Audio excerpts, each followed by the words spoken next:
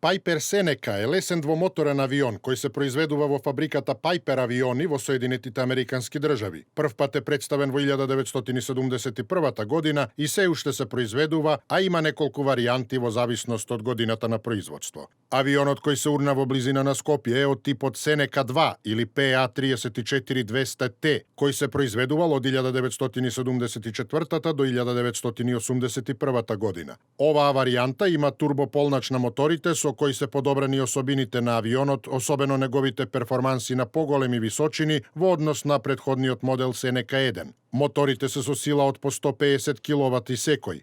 Seneca 2 има намена на деловен авион, а доста се користи и за личен превоз. Има капацитет за 5 патници и пилот. Крстосувачката брзина изнесува 327 км на час и има долет од 1451 км. Максималната оперативна височина му е 7620 метри, максимална полетна маса 2072 кг и може да понесе товар од 792 кг.